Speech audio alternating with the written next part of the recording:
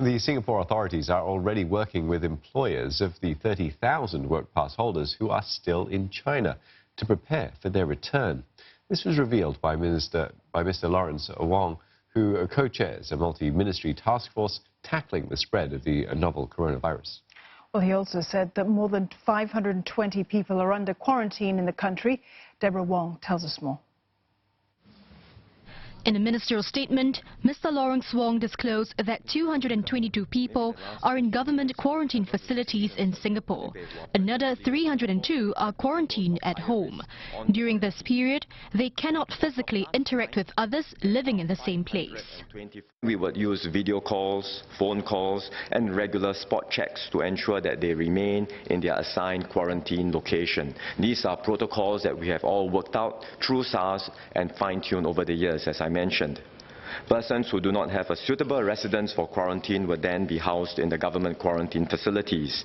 And there are severe penalties for non-compliance of the quarantine order, including fines or jail. Those on the 14-day leave of absence are expected to remain at home and minimize contact with anyone as much as possible. While such measures form part of Singapore's defense against the virus, Mr Wong pointed out that some have been stigmatized by their landlords or their neighbors because they are taking leave of absence or simply because of their nationality. He urged the public to remain united and not be driven by fear. I can appreciate that Singaporeans are very concerned about the well-being of themselves and their family members.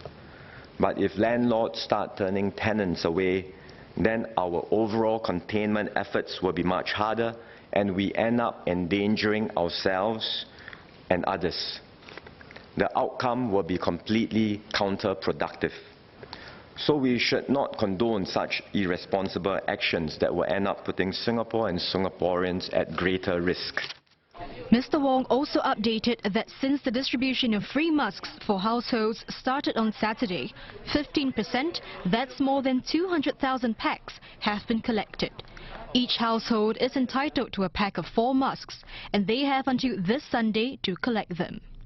In response to queries, Mr Wong also shared that the government is in the midst of engaging employers of the 30,000 work pass holders who will be returning from China.